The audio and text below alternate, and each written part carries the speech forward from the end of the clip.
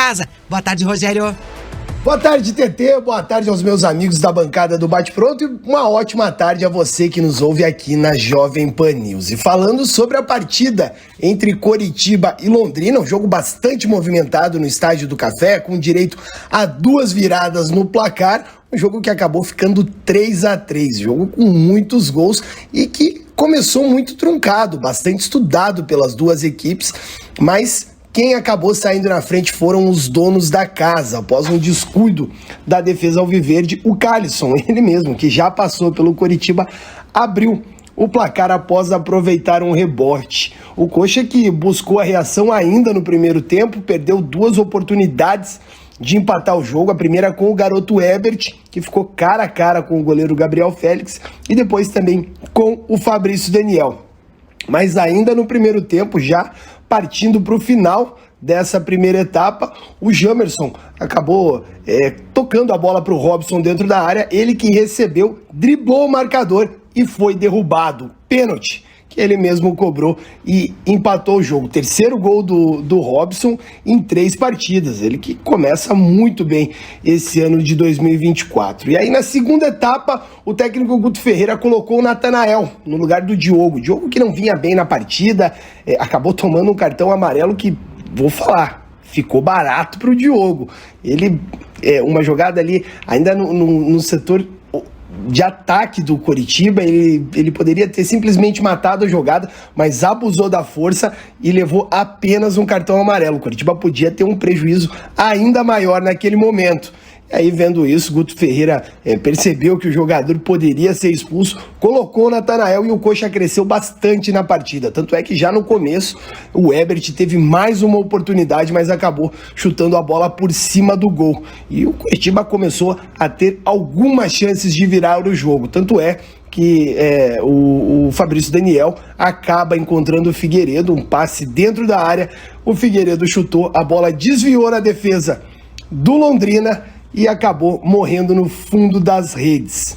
Aí o Coritiba continuou muito bem no jogo, teve diversas oportunidades, até parecia que ia marcar o terceiro gol, só que acabou levando o gol de empate com o Henrique, atacante do Londrina, tinha acabado de entrar e empatou o jogo. E 3 minutos depois veio o castigo. Novamente o Henrique, ele acabou sofrendo uma falta, o Thiago Enes bateu muito bem e acabou virando novamente o placar, mas dessa vez a favor dos donos da casa. Só que o Coxa não desistiu, o Coxa continuou pressionando, o Guto Ferreira fez algumas alterações, colocou o Matheus Friso, colocou o Vini Paulista, colocou o Wesley Pomba, deixou o time mais rápido para tentar buscar ali um contra-ataque, uma jogada de transição rápida e surpreendeu o adversário. O Coritiba continuou pressionando e já no final da partida, após um cruzamento pelo lado esquerdo, o Wesley Pomba, ele que estava retornando ao time do Coritiba após um empréstimo para o Ituano, apareceu dentro da área para empatar o jogo, 3-3, jogaço de bola no Estádio do Café. E depois da partida, quem comentou o empate foi o técnico Guto Ferreira. Existe uma programação, sim, né, para rodar também os goleiros, porque eu não posso estar no meio do ano ou dali a pouco acontece alguma coisa com o Gabriel, que hoje vem sendo titular, e eu não estou com o segundo goleiro preparado. Ele tem que jogar para ganhar ritmo. E não só ele, daqui a pouco o Benassi também na condição de terceiro. Porque senão depois nós colocamos ele, como de repente eu vou avaliar aqui, eu nem sei se foi exatamente isso que aconteceu, o Lampoli, que é um baita de um goleiro, tá? Que foi o goleiro do acesso comigo no esporte, tá?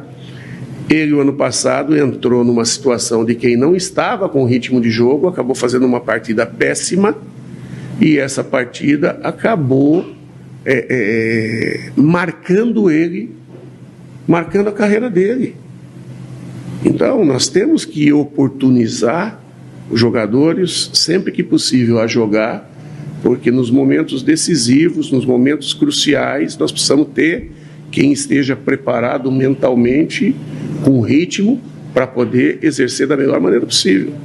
Isso aí é construir, né? Tá aí, palavras do técnico Guto Ferreira após o empate do Coritiba contra o Londrina. E um lance que chamou bastante a atenção durante a partida de ontem foi a expulsão do jovem goleiro Pedro Morisco. Morisco que, segundo ele mesmo, acabou se empolgando após o gol de empate do Coritiba ainda no primeiro tempo e na comemoração acabou chutando um copo de água que estava ali no banco de reservas do adversário. A arbitragem acabou expulsando o jogador.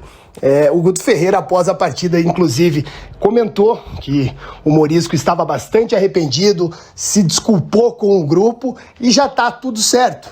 E aí eu aproveitei para perguntar se dentro de um planejamento da comissão técnica do Coritiba existe a possibilidade do Morisco e também talvez do Benassi receberem oportunidades no Campeonato Paranaense. Vamos escutar o que o Guto falou. Existe uma programação, sim, né, para rodar também os goleiros, porque eu não posso estar no meio do ano ou dali a pouco acontece alguma coisa com o Gabriel, que hoje vem sendo titular, e eu não estou com o segundo goleiro preparado.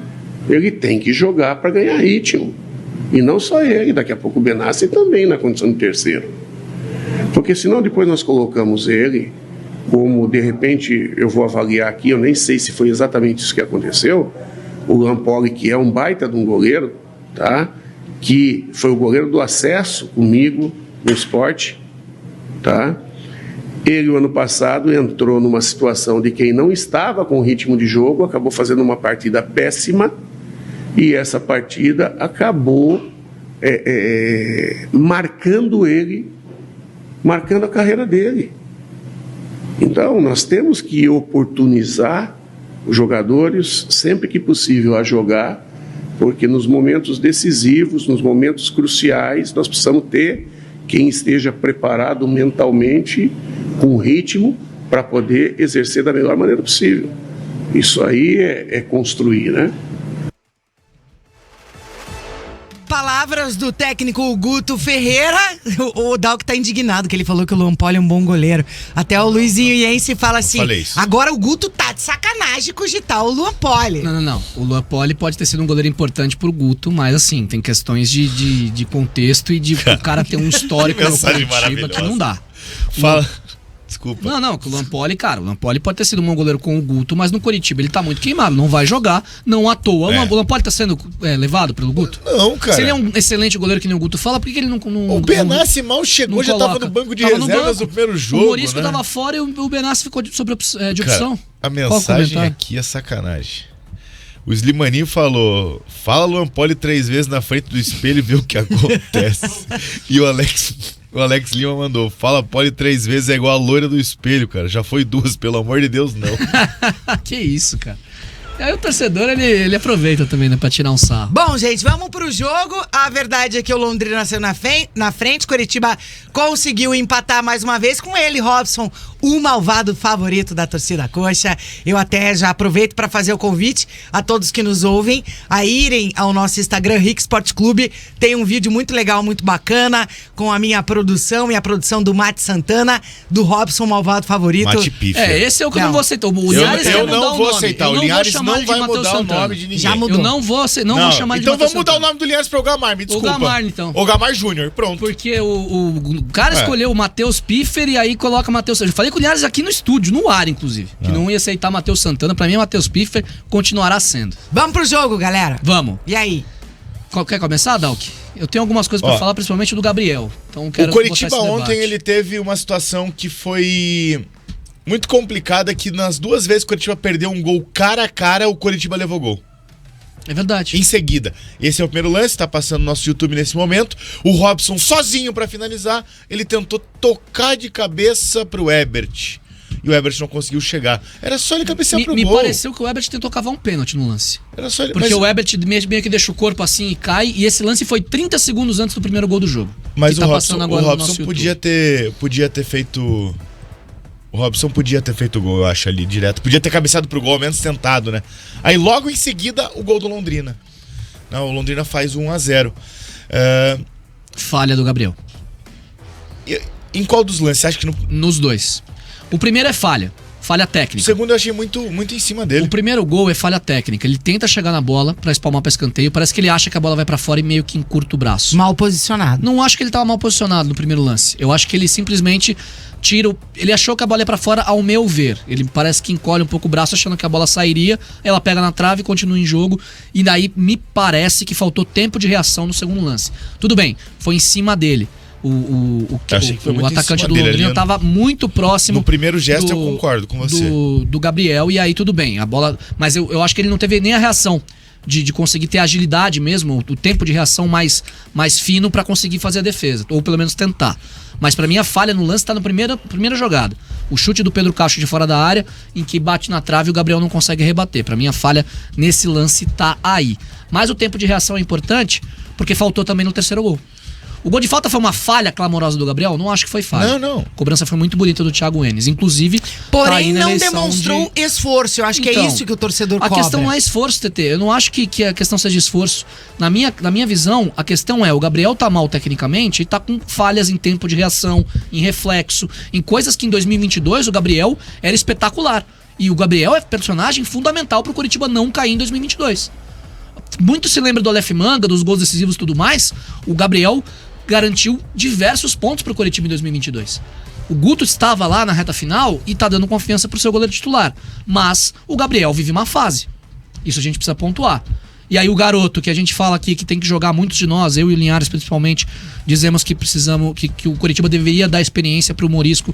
Vai lá e chuta um copo d'água no banco adversário, é expulso. O Vision até diz aqui que o cartão vermelho pro Morisco foi um pouco demais. O juiz forçou a barra, um amarelo tava bom? Não, mas o Morisco correu risco. Primeiro que o Coritiba não tinha nada que comemorar na frente do banco do Londrina, né? Sim. Devia ter comemorado no seu banco. Também. Porque no primeiro gol o Londrina fez isso.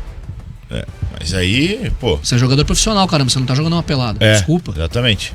Enfim, e daí, Coritiba teve um poder de reação, né? Quase levou o segundo antes disso, Sim. na verdade. Aí o Coxa consegue com o Robson sofrendo pênalti, ele mesmo batendo, fazendo 1-1, gol do Figueiredo depois no comecinho do segundo tempo. E daí quando o Coritiba tá próximo de fazer o terceiro gol, perde uma grande oportunidade com o Robson, se eu não me engano. O lance do Fabrício Daniel? Não foi Isso, o lance do Fabrício Daniel. Chuta por cima. Verdade. Lance do Fabrício Daniel. No lance seguinte, o Londrina empata o 2-2. Então... E aí faz o terceiro depois de novo, isso, né? logo depois segundo e terceiro, com a falta. É, e aí vem o grande problema. O Coritiba começou o ano, na terceira partida já leva 3 gols, que foi o pesadelo do ano passado. É verdade. Levar 3 gols em vários jogos. 3 ou mais. O Coritiba chegou a ter metade dos jogos do Campeonato Brasileiro né? tomando pelo menos 3 gols. Depois diminuiu, não terminou em 50%, mas ficou em 40 e poucos % dos jogos do Campeonato Brasileiro tomando levando 3 ou mais gols. Isso é uma vergonha. Cara, pelo amor de Deus. É uma vergonha, tanto que levou 72 gols na Série A do Campeonato Brasileiro. É muita coisa. O seu recorde negativo. É muita Lembrando coisa. que o América de Natal tem um recorde negativo em 2007. 80. Tomou 80. 80. Enfim. Chegou perto. Ficou 8 gols do recorde negativo da história. O América levou mais gols ano passado. Né? Levou. Menos que 80, mas mais que o Teve a Coritiba. pior defesa do campeonato à frente do Coritiba. E daí o grande ponto é que o Coritiba começa com uma defesa frágil, na minha visão. E aí que tá o ponto. A defesa não foi frágil nos últimos 2 jogos. E aí será que é o fator Maurício Antônio só? O Maurício Antônio é o cara tão decisivo assim? Mas assim, o Reinaldo fez uma excelente partida. Natanael não jogou. O Dioguinho quase foi expulso também, tá? Quase foi expulso. O Dioguinho tanto também, que ele é substituído por isso. O Dioguinho também deu uma entrada no atacante do Londrina e poderia ter tomado o cartão vermelho no primeiro tempo ainda. Não pode. Ele deu uma entrada muito dura, não precisava, não era necessária aquela entrada que ele deu. Tanto que ele leva o amarelo e fica barato. Fica bem barato. Mas o Coritiba volta a jogar agora contra um adversário mais difícil ainda, né? Que é o Operário. Porque o Londrina ainda é um time em evolução, ainda é um time em montagem. Sim. Porque é um elenco que mudou por completo. E assim, tem a questão que muita gente tá falando. Tomou 3 gols de novo, já empata com Londrina, perde ponto com Londrina. Inclusive, a Ana falou isso em casa, a gente vendo o jogo junto. Beijo, amor, tá acompanhando sempre a gente. Ontem, e no Paranaense, o Atlético e o Coritiba estão tendo a mesma atitude. Rodízio para preparar o time. Os dois Os clubes da capital, os 2 grandes do Campeonato Paranaense, estão experimentando demais, colocando até o resultado um pouco Ontem de lado. foram 8 mudanças do Coritiba em Sim. relação ao último jogo. Pô, jogou o Dioguinho, jogou o Reinaldo, que não vinha jogando, o Maurício Antônio ficou no banco. Voltou o Jamerson voltou como o Jamerson, titular, voltou o voltou o Figueiredo, Arilson, voltou o o Arilson Figueiredo. como titular. O Vini Paulista recebeu uma folga. Ficou no banco. O Vini Paulista entrou depois, né? Ficou no banco de reservas. O Ebert foi o centroavante. Isso, Edu fora, Ebert centroavante. O Fabrício Daniel até numa função um pouco diferente, um pouco mais atrás. O Fabrício Daniel caindo pela esquerda, mas até fazendo uma função de recompor o meio algumas vezes. Então o Coritiba tá experimentando, assim como o seu rival, assim como o Atlético. E o Paranense serve para isso. A gente precisa ter uma base no campeonato estadual. Mas não vai chegar lá, não vai ganhar o título. Precisa. Qual que é o objetivo? Ganhar o Paranaense. O Coritiba já tem 39, né? Seria o título de número 40, o 40º título, certo? Sim. São 39, não tô enganado, né? Eu acho que é isso. 39 ou 38. Acho que são 39. Importa ganhar mais um Paranaense ou importa ter uma base sólida para disputar a Série B? E aí o Atlético é a mesma história. Importa montar uma base sólida com um novo técnico, assim como o Coritiba tem um novo técnico, ou ter um time muito forte no estadual e daí você chega numa competição nível nacional e 39. descobre... 39, né? Eu tinha visto o levantamento esses dias. Eu acho que tá certo, tem que experimentar, tem que ver quem tem condição, quem não tem condição. O estadual é pra isso. Tomou 3 gols do Londrina, tomou. Mostrou falhas defensivas, o segundo gol, por exemplo, do Londrina marcado pelo Henrique.